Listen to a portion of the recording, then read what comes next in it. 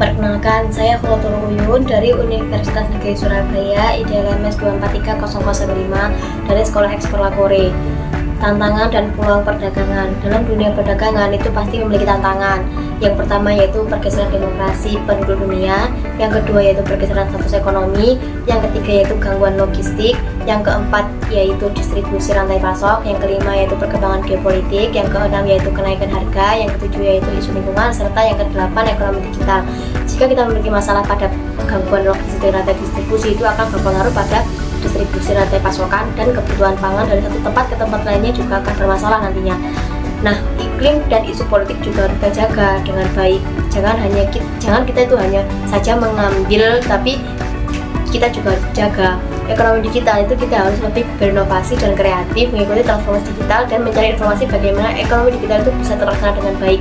Jangan sampai ekonomi digital itu dimanfaatkan untuk hal-hal yang negatif.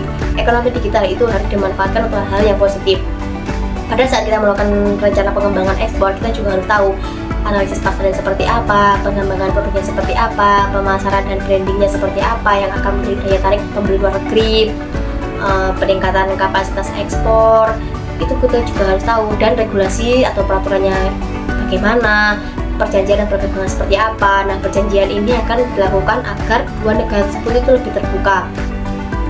Tantangan seperti pergeseran demokrasi, penduduk dunia, pergeseran status ekonomi, gangguan logistik, distribusi rantai pasokan, perkembangan geopolitik, kenaikan harga, isu lingkungan, dan ekonomi digital itu perlu memerlukan strategi yang cermat untuk diatasi dan diubah menjadi peluang.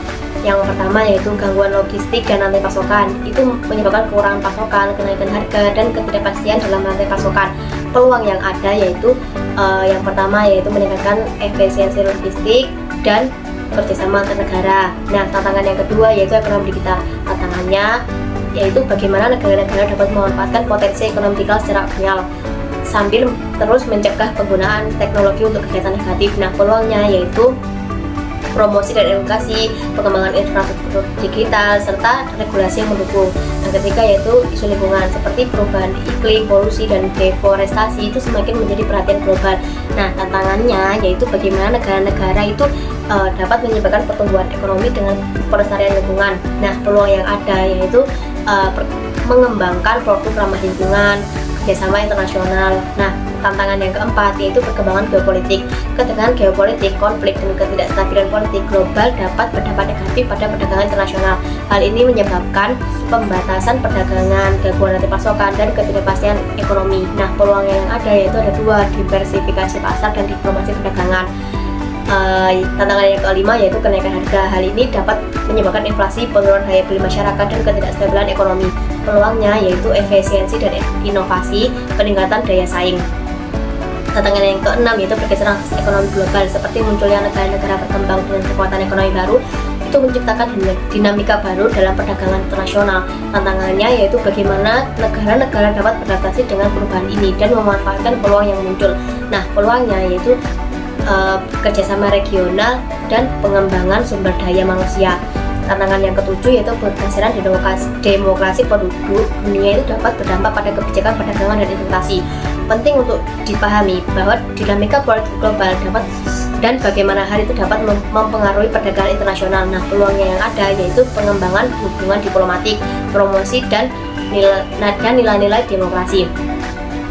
Nah, sekarang kita membahas pengembangan ekspor. Pengembangan ekspor itu merupakan strategi penting untuk menghadapi tantangan dan meraih peluang dalam perdagangan global. Nah, kita itu harus yang pertama, analisis pasar, memahami pasar luar negeri, tren dan kebutuhan konsumen sangat penting untuk menentukan produk yang tepat dan strategi pemasaran yang efektif. Nah, yang kedua yaitu pengembangan produk. Kita juga harus meningkatkan kualitas dan inovasi produk agar lebih kompetitif di pasar global. Yang ketiga yaitu pemasaran dan branding. Kita juga harus membangun merek yang kuat dan strategi pemasaran yang efektif untuk menarik pembeli luar negeri.